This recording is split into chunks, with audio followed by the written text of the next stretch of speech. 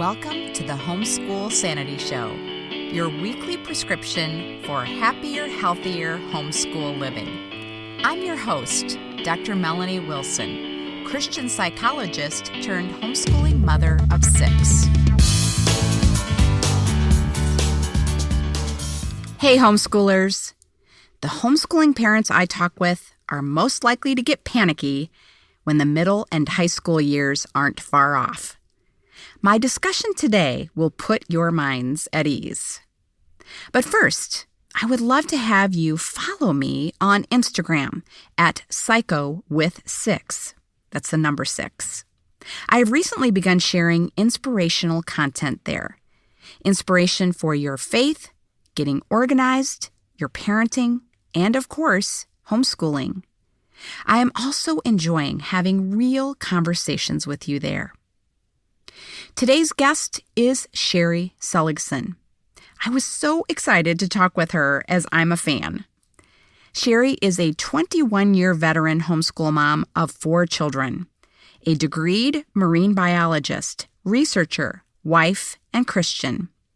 Before being promoted to motherhood, Sherry worked as a marine biologist at Walt Disney World's Living Seas, publishing shark behavior research.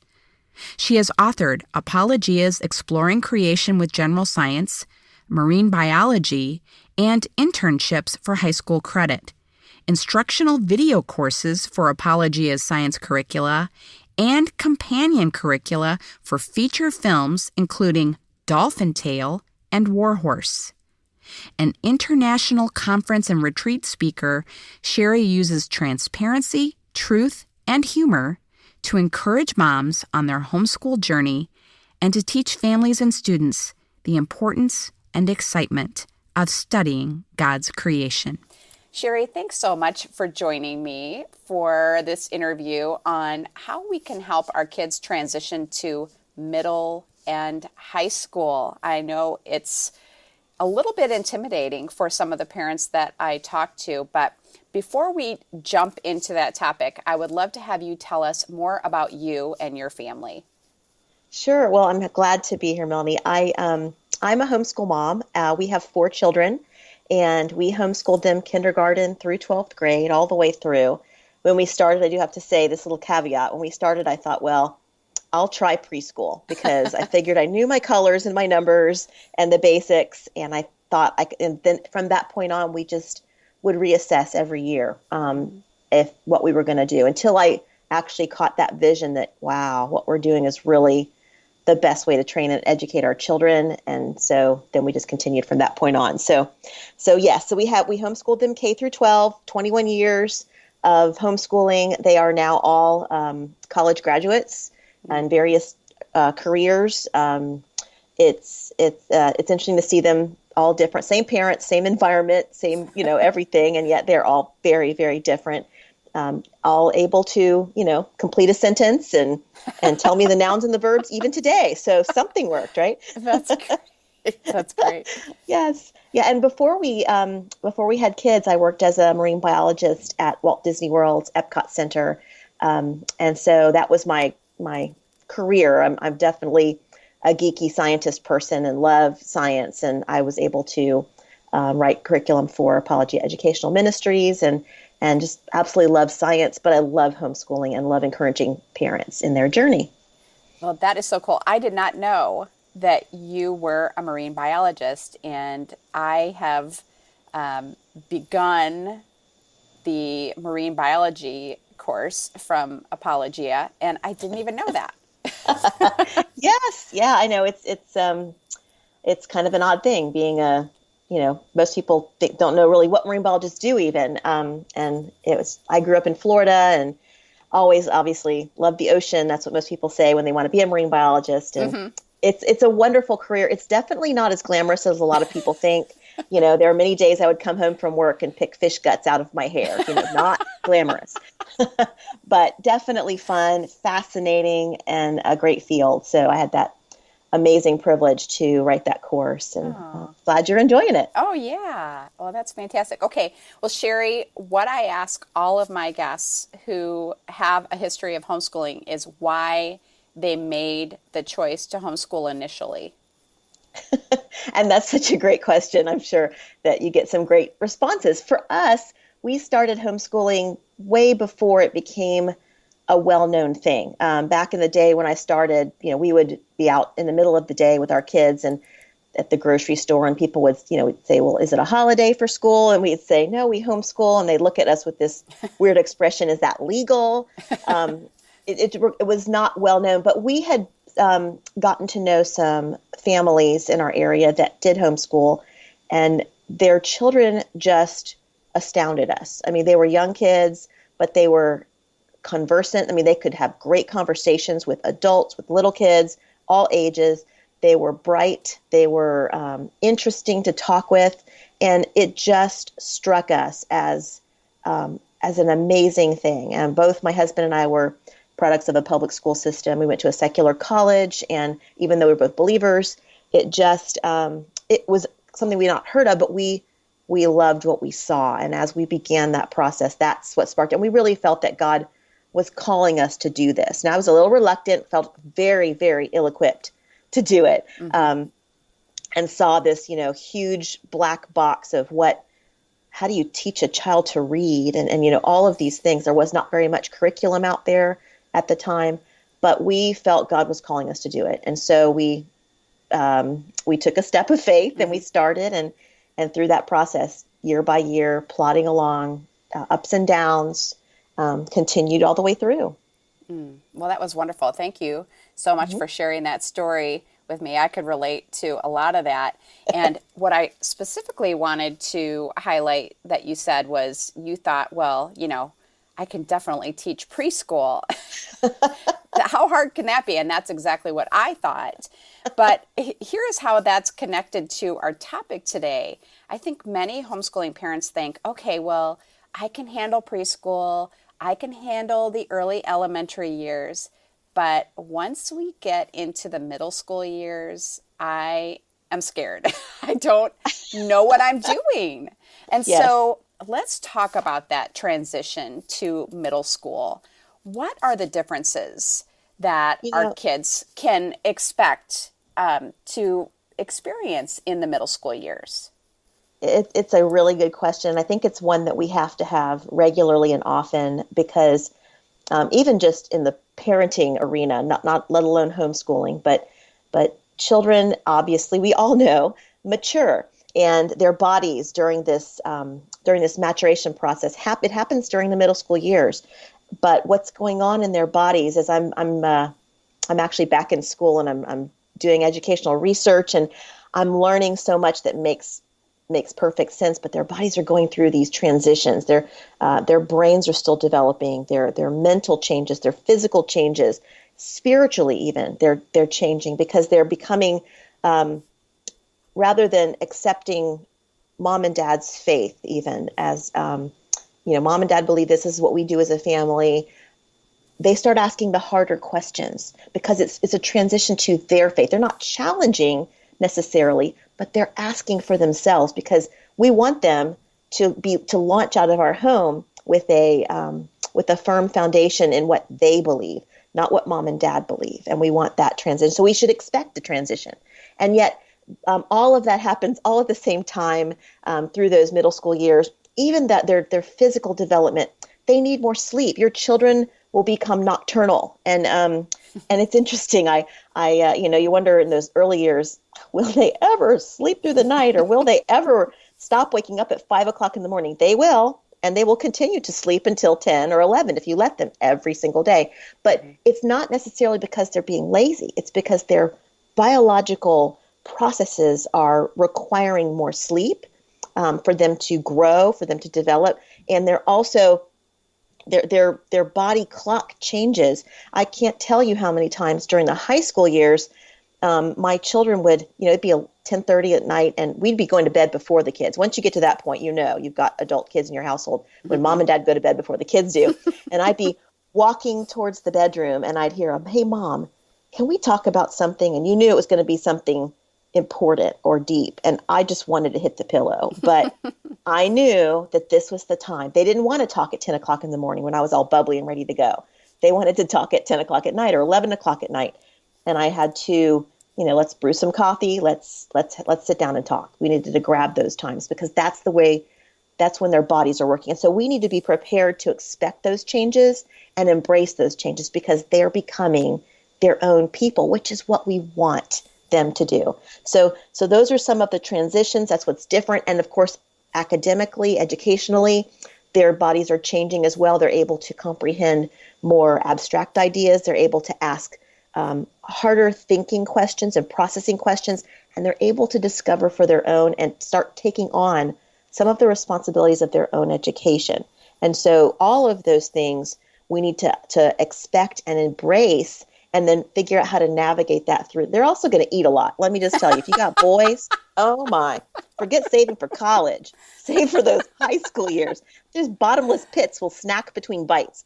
But it's all a part of that great process. So we really need to expect it and embrace it and be prepared for it as best as we can, of course. Okay, well, that is great. And that is so true. I have 5 boys, 13 to 22. Oh, wow. Do you have anything in your cupboards? No. And pretty much what I always hear from them is, we have no food. We have no food. I know. And I keep saying, yeah, we do. It's just ingredients. It's not made. Right. Thank you. I need you to come and tell them that. That's what I keep saying. I keep telling them, cook. You need to cook, okay? Oh, my goodness. Well, we don't want to go off on that rabbit trail, I don't think. So, okay, so I love these differences that we can expect to begin seeing in our emerging middle schoolers. So what can we as parents do to help them grow into these changes that you've just outlined for us? There's no magic answer to that, except, we know they're going to be individual. They're going to develop differently. I had some develop early. I had some develop late. And so they're going to process things differently. But I think that throughout that process, we want to maintain a conversation with them. We want to be available to them. We want to pursue them. So being available to talk, giving them opportunity to ask a challenging question, a hard question, a question that they might think mom and dad might be afraid to talk about. Why do we believe X, Y, or Z? I don't understand why we have to do this. Rather than, receiving, well, we just don't talk about that, or just because I said so. This is the time when because I said so doesn't necessarily work. This is when we can even answer, and don't be afraid of this. We can even say, I don't know that, but I believe this, and I've seen this. I mean, we need to be bold in our faith and what we do and what God has called us to do enough to let them question the big things. It can be politics. If you've got a child who loves politics, they might start talking to you about what's going on in our culture today, which is just heartbreaking to me. But we need to be talking about it because let me tell you, parents, they're going to hear it. I want to bubble wrap my kids and put them away and keep them from all the awful things in the world. But as homeschoolers, we have the beautiful blessing of walking with them through these difficulties, through these issues, helping them process the issues and being there while they process them as well. You can say, hey, at 10 o'clock on, Friday, we're going to be discussing this, hot topic because I feel like we need to talk about it. And you can do those things. But let me tell you, the best learning comes when they come to you and say, hey, I read about this, or my friend said this. That's when their ears are ready to open. And so, the time that we have alongside of them as they go through this, by being homeschoolers, by having them home, we enable opportunities for that quality time. I love talking about the difference between quality time and quantity time. And people will say, well, we schedule quality time. And, you sometimes can't do that. You have to have lots of quantity time for those quality time moments to pop up in the process as you're going through your days, and then grab those moments and say, hey, or if you don't have time at that moment, say, that's a really important thing. We have got to talk about this right now. The baby's crying. I've got, water boiling over on the stove. We got to get out of the house to get so-and-so to practice. But let's talk about this tomorrow at this point, or schedule that. Make them know that it's important for you to address that topic with them. So talking with them and then giving them small responsibilities. These guys, especially your young men, but young ladies as well, but your young men are going to eventually become household leaders. We want them to be leaders, both in the marketplace and in their homes. And they've got to spread their wings and start to do that. But what does that mean when you've got multiple potential household leaders living together, living under the authority of mom and dad? And that's a challenge as they're starting to figure out that dynamic, because they want to be leaders. They're designed for that. And so we need to give them responsibilities in small quantities, whether it be of their chores, even in their academics. Give them a subject, maybe one of their subjects they enjoy doing, or is less hate, maybe, and let them have that and say, here's what I would like you to get done by Friday. And you can do it however you want. This is a lesson plan that's set up, or this is how I would suggest it. But if it works better for you to do it all on Monday and all on Tuesday and knock it out, go for it. But there needs to be consequences if it doesn't get done by X, Y, or Z, and follow through with those consequences. They need to start making mistakes, small failures that they learn from in this time period, so that we can help them to develop that ownership and the abilities to know what they can do, what they can't do, figure out what works for them, figure out when their best times are for reading or any other, what their skills are in structure, and help them learn how to do it better each time. So I know it's kind of a long, drawn out answer, but that's kind of the overarching thing we need to be thinking about during these transition years as they're moving into adulthood. Okay, well, that was great. I definitely have done some of these things that you're talking about. I would say I have not been as good with the consequences if their work isn't completed. So I think that's an excellent reminder that we are, giving them the consequences that will come if your child attends an outside class, for example. Yes. And yes. I think we'll begin talking about that when we start talking about transitioning to high school. Mm-hmm. Okay, which I would love to do right now. Okay, so many of these changes, I think, apply to high school as well. We're going to see that continuing maturity and brain development and spiritual challenges, and definitely the sleep. I have a completely nocturnal house, completely nocturnal. I'm sure you do. Yes. My remaining kids at home are 13 to 16. So, yeah, we have that in spades. But what new experiences will a high schooler be likely to have in addition to those? Yeah, and that's actually important to understand, that the transition, when we see middle school years, it's not like a bracketed, okay, you're a middle schooler, this is how you think, and now you're a high schooler, this is how you think. I see the middle school years as the transition time, and there's still going to be transition. I'm way past my middle school years. I'm still transitioning. We all are, and so I have growing pains as well. They're just different, but it's a continual transitioning as they go into the high school years, and so they're moving throughout this process of maturity into more rigorous studies, more abstract ideas that they can comprehend. Their reasoning skills will develop even more. They're able to take the logic process and understand more what's going on, and cause and effect, and all of those bigger ideas, which is why, then they're ready for algebra 2 and calculus and all that fun stuff.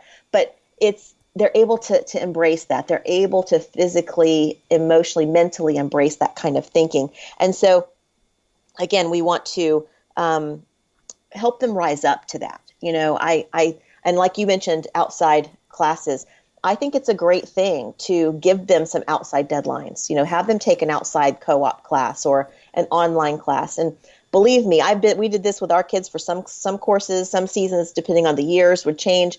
But we were always on time with those outside classes, much to the detriment of our classes that I was teaching them, because those would always get pushed aside, and because of the outside deadlines. But that gives them an understanding of, this is what the real world's like, and whether they're college directed or not, you can only get so many okays from the government to redo your taxes or turn them in late, right? There's always going to be deadlines. There's going to be deadlines in jobs, in payments, in other parts of living as an adult in this world. And we want them to rise up to that. And so I think it's good to give them a broad range of experiences as they go through this, the high school years. You may say, well, I don't have a science-directed kid, or I don't have a creative kid, or I don't have you kind of know where their strengths are. But you also don't know when they're going to completely mature, or what else God's got for them. I had one child who was a very slow developer, spoke late, walked late, read late. When I say late compared to the national averages, and I would always freak out because, he's not reading yet. And I didn't, and yet I had some wise women who were a couple chapters ahead of me, encouraging me and talking me down off the cliff. And I became at some point I realized I became like an academic security blanket for this child. He wanted me with him whenever he answered questions. He wanted me next to him. And I had 4 children. I could not do that. They were all within a bracket of 6 years, and they all were needing things. And I was in that spinning plates mode. And I couldn't be with him, and I wanted him to have his own abilities, and yet I did. And he was always wanting to be an engineer, always wanting to do, mechanical stuff, and very strong in that, the Lego builder of the family. And I'm thinking, well, this kid at this rate, we don't look very college directed. And I was thinking to myself this, I wasn't going to tell him this, but I was thinking that to myself. And yet 10th grade, something just miraculously happened, and this child just exploded in his abilities. And I got this, Mom. No, I got this. And I want to dual enroll next year. And I want to take Calc 1 and Calc 2 and just blossomed. And now he's working for Johnson & Johnson. He does mechanical engineering. He has worked on 3D printing for prosthetic arms. He's just doing a bunch of stuff. He's published research in his fields. One that saves lives. It has to do with heart valve replacements. And I don't even know this kid. I'm like, what happened? And obviously it was the Lord. It was the Lord doing this. But all that to say, you don't know what God's got for your children. And so where their abilities are, you want to give them the foundation, a broad foundation in all these areas, so that when God gets them in a direction, they're prepared for it. They don't have to do lots of backtracking. Now, if they have abilities that are not ready to rise up yet, then only give them what they're able to do. But if you know they're good at say, writing, and they don't love writing, continue to find ways to build their writing skills. Whether, be creative, look for good teachers who love doing it. Or if they're, they don't love science, but they can do it, give them that solid foundation so that if God moves them in that direction, they're prepared. We want to give them a broad expectation, give them opportunities to do internships. I am a proponent of internships for homeschoolers. We have a flexibility in schedule. They learn so many on the job, even if it's a career you don't think they ever want to do. The exposure at least might let them know what they don't want to do. But it's going to build so many skills in them as they go through that process. And you can award high school credit for that too. So those are some of the things we can do. The new experiences, get them involved in an athletic sport, whether they're athletic or not, at least one, just to be exposed, and then see how that goes. But we want them to be prepared for whatever God has for them as they move into the adulthood years. I think that's excellent advice. Now, Apologia has an entire book about internships for students, don't they? Can you tell me more about that? Yes, I wrote that book. Okay, and it was great. It was a series. It came out of a series of hilarious events through one of my sons who, just through the process of looking for what he was going to do in the future, and this is another thing that points to homeschoolers or to high schoolers. Look at what their interests are, let them develop those interests, get them opportunities to make a plan for that. And he just was interested in digital design and computer animation. And we were looking online at the local community college and saw that they had an internship program. There were a bunch of companies in the area. And one of them was this really cool company that did 3-dimensional projections onto walls and on the floor to where like you step on it or walk by it and it makes them move in real time. And thought, wow, that'd be a really cool company to intern for. And sure enough, like a week later, that's all I had done. I'd read it with him. We looked online. He came back and said, hey, guess what? I got it. And I said, what'd you get? I got the internship. And I'm just like, processing what's going on. He walked into that company as a 16-year-old and asked them if he could get an internship working there. I had no clue. And so I should have been all like, praiseworthy. Oh, you did such a great job, going out there for yourself. But what did I say? I said, please tell me you didn't go there looking like that, because this child was wearing torn jeans, flip-flops, and a happy face smile shirt. I was like, oh, and he didn't have a resume. He just walked in. But they had just so happened that the woman who was there that was in charge of that said, well, she's here. Why don't you go in and talk to her? She asked him for a resume. He goes, I don't have one, but he brought her online and showed her some of the stuff he'd done. He got it. And it was just, so I'm like, okay, well, if we're going to do this, I want you to get some credit for this because education's happening. And so we went through the process of how you get one, what's a proper way to do it, not the incorrect way, but the proper way to write a resume as a student, how to document what's being done, how to write about things and make it an actual solid, how many hours you need to do to actually count it as a credit. So so Apologia actually publishes that book to help. It's a workbook that walks students and parents through that process, but you can do it and get high school credit for it. And many times students get paid, which is an even, win-win-win kind of a thing, in my opinion. But yeah, that was a really fun season of that child doing what he did. And he learned so much from it. It was a great experience. Right. Oh, that's so good. And you're just bringing to mind, there are so many things that we need to help our high schoolers with in this period of time. And, when you're talking about resumes, my son has an interview this week. So, he needs help being prepared to be interviewed for a job. What are some other ways that we can help our high schoolers make this transition? I mean, there is so much. I feel like we're kind of, trying to eat an elephant one bite at a time here because this is a big, big topic. But what are some of the other ways that we can really help our kids make that smooth transition? I'm glad you used that analogy of eating the elephant one bite at a time, because there were so many times when I just got tired of eating elephant. I'm like, can I have like a wildebeest or something? Yeah. This is just the same thing.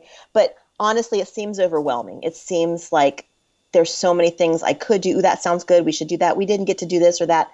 And I would just say, step back and pray, because I think that we feel like we need to do everything for them. And I did kind of say, give them a broad experience, but not all in 1 year.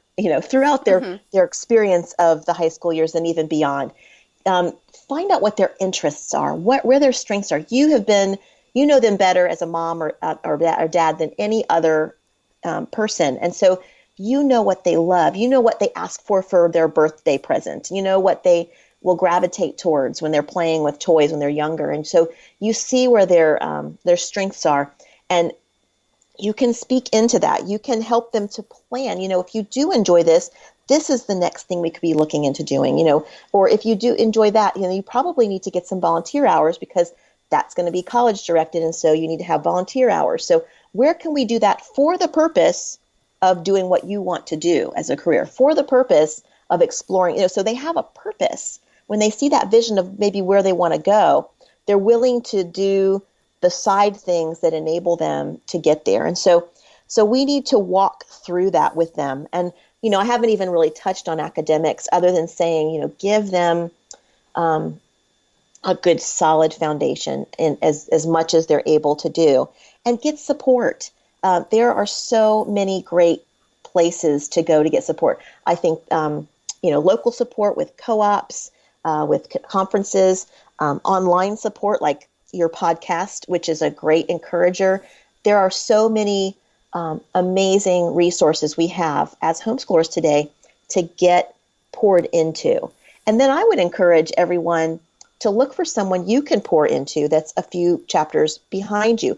Believe me, that will encourage you in what you're doing moving forward. It will, you get so much when we bless others, we get encouraged ourselves. And so oftentimes we don't think about doing that, but even if you're just a brand new homeschooler, starting with a preschooler or a kindergartner, you've had, 4, 5, 6 years of parenting abilities, that you can encourage someone a couple years behind you. We always have someone we can encourage, which then builds and encourages us. And so, I say we need to be preparing our children. We need to be preparing ourselves for this season of all of those things we can do. But develop a plan as they begin to get older, as they get into those high school years. You can look at, well, here's what you might look at for a course load for 9th, 10th, 11th, and 12th grade if you're college directed. Here's what it might look like if you want to dual enroll at the local community college. Here's what it might look like. And if you don't know what it might look like, talk to somebody who's been there. Find out. That's where the support comes in. And walk through that with your child. Find out what they love, what they don't love. They may love something or think they love something and discover this is not what I wanted to do. This is not what I thought it was. And that's where things like internships or shadowing really helps them to see what something looks like day to day. It gives them experience and exposure. So I think that's some of the best, overarching encouragement I can give in those arenas. But I'm happy to talk more about any one of those things I mentioned. I was just sitting here thinking that I think one of the big blessings of these transitions are, one is the happy surprises that you have. I think it's so fascinating when you learn more about what, thrills your child, what your child is good at. They're just as surprised as you are, I think. I remember once I had my middle school son say, I would really like to go to a shooting range. I said, what? Oh. Because he was my most mild-mannered child. And I just couldn't believe it. I said, you want to go and learn how to shoot at a shooting range? He said, yes. And he just did it the one time, but he loved it. And the people at the shooting range were like, wow, he did amazingly well. And I'm like, okay, that's great. That's cool. That was many years ago now, but my daughter surprised me by saying, well, I want to take a creative writing class. I said, you do? I had no idea. And then I was so thrilled with what she had written. And I do think that's one other thing that you kind of touched on, but that we just are encouraging, when we see those hidden gifts being revealed, that we encourage and help our kids see that this may be God's gifting for them. Mm-hmm. And also give them ideas for how they might use that gift. So one of my friend's sons who was in the writing class that I was teaching is just an excellent, excellent writer, such a gifted writer, but he wants to go to medical school. And so I was telling him, this can be a profoundly rewarding hobby for you. Just because you want to be a doctor doesn't mean that you can't continue to write and just have joy in writing. And I said, you never know, you could publish some of your work at some point, but I think kids need that guidance and direction to know, like, what do I do with this gift now that I have it, that I recognize it? That's so important. We can speak into their lives and help them see a vision or possible visions. My husband's a perfect example for that. He's an engineer and a structural engineer. And as a kid, he built with, Tinker Toys, and I know I'm dating ourselves, but all the little building, erector sets and things. And his mom said to him, you are going to be an engineer. She just kept saying that, and it stuck in his head. And so without question, he just decided that's what he was going to do when he got to college. And it's because she saw these skills in him and kept saying that. He has not ever forgotten that. And I don't, that doesn't mean that you can see your kids, you want one of your children to be a doctor and just keep saying it at them and they're going to hopefully be a doctor. But when you see those strengths, like you said, the giftedness, you can help them see possible careers that might fit those strengths and give them possible visions for what they could do with that. Because obviously they don't necessarily know what all the careers are that are out there. Mm-hmm. And so you can give them some suggestions to of how those skills can be used. And, I want to say one other thing too. I think we fret that we may not be able to get everything our child needs to prepare them for what they want to do, whether it be through finances or a class that's not open anymore because it's full or something like that. And I just really want to encourage everyone that, God will open the doors to the things He wants your kids to have. He knows what He has for them, and that's why we need to be prayerful as we look at all the opportunities and things. One of my kids, this is the one who did the digital design thing. He's actually working full time as a professional musician, which I've had to embrace, and I love it. He plays great bluegrass music. He has a definite love and skill for music. He took the AP music theory and got a 5, which, none of my kids, just this, God gifted this child. And yet, I've kept thinking, Lord, can he actually feed my future grandchildren with a career like this?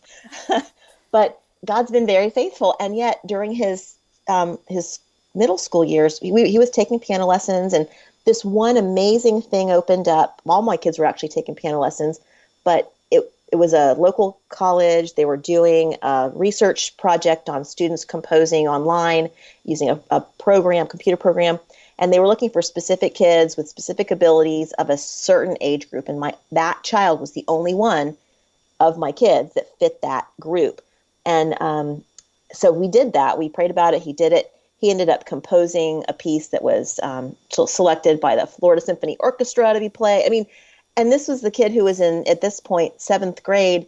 I had no idea what God had for him, but that was something he put on his resume, something he could do as he applied to music school. And God opens the doors for your children individually, based on what He's got for them. He knows. So we don't have to necessarily fret that we aren't going to give the same exact thing to each child, because each child's going to be very different, and that's okay.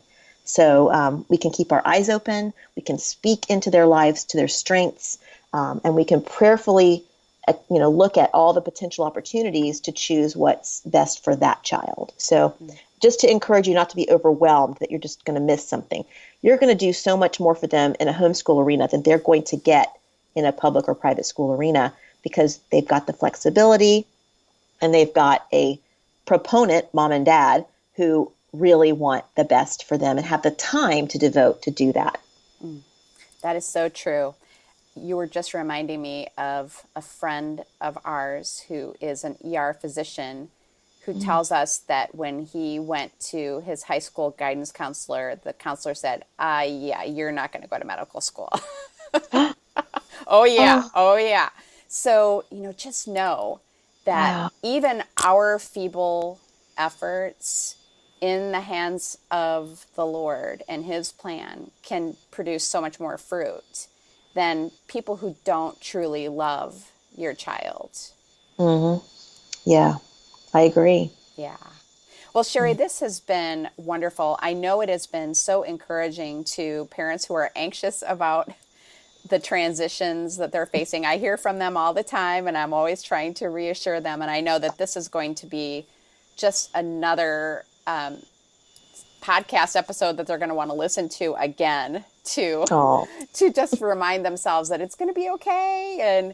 And these are some things that I can do, but I loved your admonition to step back and pray and to trust that God is going to provide the resources that your child needs to succeed and fulfill His plan for them. So I love that.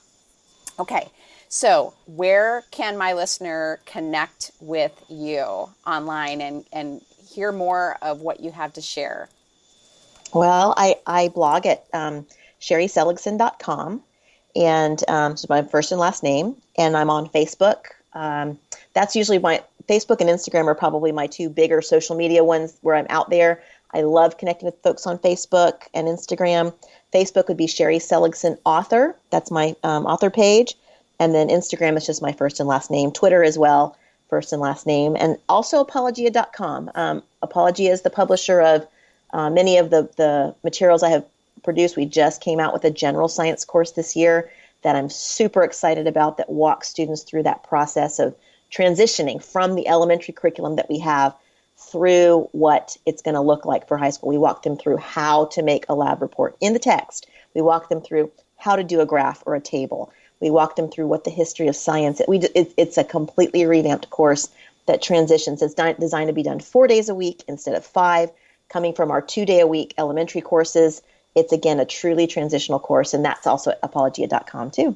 All right. Well, that sounds wonderful. Thank you so much for taking time out of your schedule to share this with us. And I would love to chat with you again sometime. There is so much more that we could talk about. Anytime. I loved it. Thank you, Melanie. I hope Sherry gave you confidence about helping your kids make the transition to middle and high school.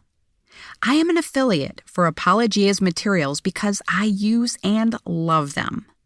You can buy their materials through psychowith6.com/apologia, or you can click the links in the show notes at homeschoolsanity.com/help-transition. That's also where you can find out where to connect with Sherry. Join me and my guest next week as we discuss how your high school student can make the most of the high school years. Have a happy homeschool week. Thank you for joining me for the Homeschool Sanity Show. This has been a production of the Ultimate Homeschool Radio Network.